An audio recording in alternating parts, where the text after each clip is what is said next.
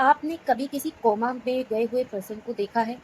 देखा नहीं होगा तो सुना होगा। और मूवीज़ में तो अक्सर दिखाते हैं कि जो कोमा में होता है वो ऑलमोस्ट डेड पर्सन की तरह होता है, बस उसकी बॉडी ऐसी ही पड़ी रहती है, उसको इक्विपमेंट के थ्रू उसको खाना-पानी सब मिलता रहता है।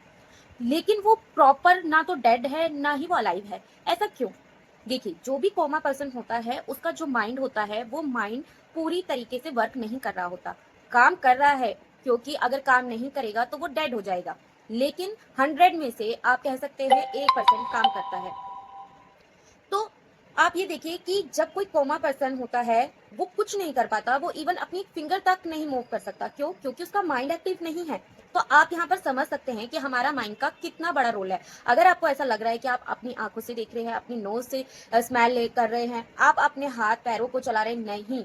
जब आपका माइंड आपके हर पार्ट को इंस्ट्रक्शन देता है, देन उसके बाद आप अपनी कोई चीज़ मूव कर पाते हैं। तो आपका माइंड अगर हेल्दी है, आपका माइंड अगर एक्टिव है, तभी आप एक पॉजिटिव और हेल्दी लाइफ जी सकते हैं। ये एक सिंपल स्टेटमेंट है।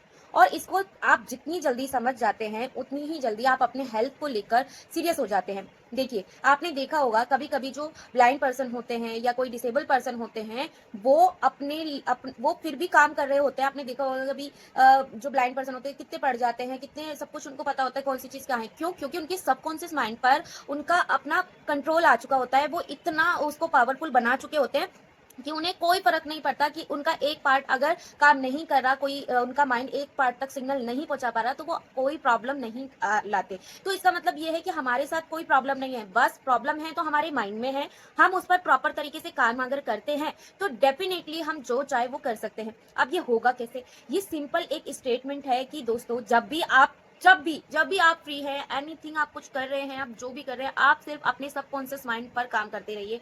धीरे-धीरे, मैं ये नहीं कह रही कि आज सारा काम छोड़कर उसको सुधारने लग जाओ, नहीं। देखो, हमारा सबकॉन्शियस माइंड एक बकेट की तरह होता है जिसमें अनगिनत थॉट्स हैं, सही, गलत, बहुत बुरे, बहुत अच्छे, जो नहीं होने वाला वो मतलब बहुत सारे। तो हमें फ़िल्टर तो लगाना ही पड़ेगा अपने उस सबकॉन्शियस माइंड की बकेट पे।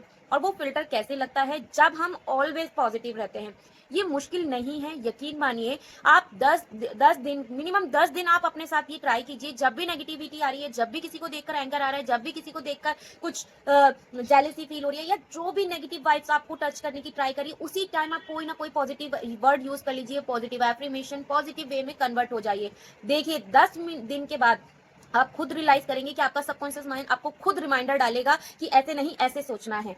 तो आपको सिर्फ कुछ नहीं, 10-15 दिन अपने लिए अपने आप पर काम करना है, और फिर आपका माइंड खुद से उस तरीके से काम करना शुरू हो जाएगा। जैसे हम कभी-कभी 4 बजे उठते हैं और कंटिन्यू हम 4 बजे उठते हैं, तो फिर हमें अलार्म की ज़रूरत नहीं होती, हमारी आँख खुद ब खुद 4 बजे उठ खुल जाती है। तो दोस्तों, आई होप आप मेरे कहने का मतलब समझ रहे हैं कि आपको किसी पे काम करने की ज़रूरत नहीं है, आपको सिर्फ़ अपने माइंड पर काम करने की ज़रूरत है, और माइंड के सबकॉन्शियस माइंड पर काम करने की ज़रूरत है।